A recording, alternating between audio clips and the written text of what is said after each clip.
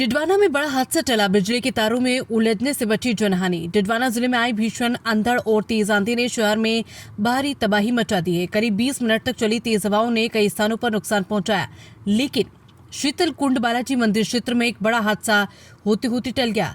यहां बीएसएनएल कार्यालय परिसर में लगा विशाल संचार टावर तेज आंधी के चलते अचानक भरभरा कर गिर पड़ा और पास स्थित एक निजी मकान पर जा गिरा। गनीमत रही कि गिरते समय टावर बिजली के हाई टेंशन तारों में उलझ गया, जिससे उसकी रफ्तार कुछ थम सी गई और आसपास मौजूद लोगों की जान बच गई। यदि टावर सीधे जमीन पर गिरता तो बड़ा हादसा हो सकता था।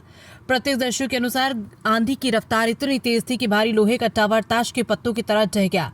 ये टावर सीधे अमित राखेचा के मकान पर गिरा, जिससे मकान का अगला हिस्सा बुरी तरह क्षतिग्रस्त हो गया। टावर के मलबे की चपेट में आकर घर के नीचे खड़ी कार और स्कूटी पूरी तरह चकनाचूर हो गई। साथ ही मकान में लगे एसी, कंप्रेसर सहित अन्य घरेलू सामान को भी भारी नुकसान पहुंचा। हादसे के समय परिवार के सदस्य घर के अंदर मौजूद थे, लेकिन सौभाग्य से सभी सुरक्षित बच गए। घटना के बाद पीड़ित परिवार और स्थानीय लोगों में भारी रोष देखने को मिला। पीड़ित अमित राखेचा ने आरोप लगाया कि टावर की जर्जर हालत को लेकर संबंधित कंपनी और अधिकारियों को पहले ही कई बार अवगत कराया गया था।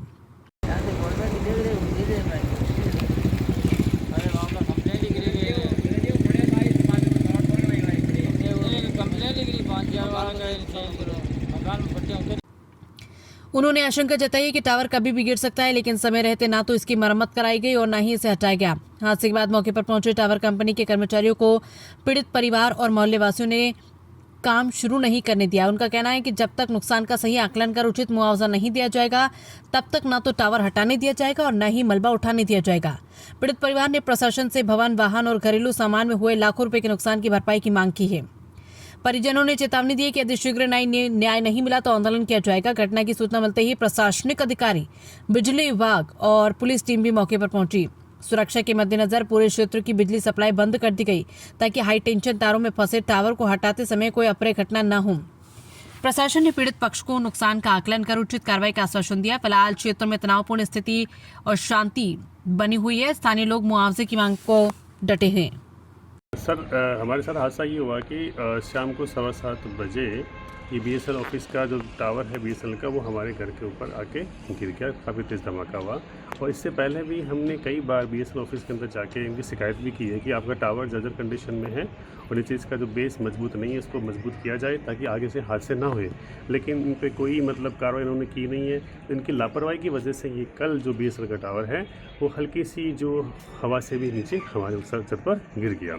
इसकी वजह से हमारे घर पे काफ़ी क्षतिग्रस्त हुआ है और जिससे हमारे घर के अंदर एक हमारी कार थी, ऊपर का छज्जा, नीचे वाला छज्जा, एसी का कंप्रेसर, हमारी जो स्कूटी है और 1-2 वॉश बेसिन है, 3 पानी की टंकियां हैं, तो ये सब क्षतिग्रस्त हो चुकी है। और पूरे घर के अंदर पानी की लाइन थी, वो भी क्षतिग्रस्त हो चुकी है और हमें रातों रात घर से बाहर निकलना पड़ा क्योंकि हमारे लिए घर सुरक्षित नहीं था। इसलिए हमने पास के घर के अंदर हमने स्टे किया। तो अभी तक जो थोड़ी देर पहले हमारे जो बीएसएनएल के जो अधिकारी लोग नागौर से आए थे, लेकिन अभी तक उन्होंने कोई संतोषजनक जवाब हमें दिया नहीं है।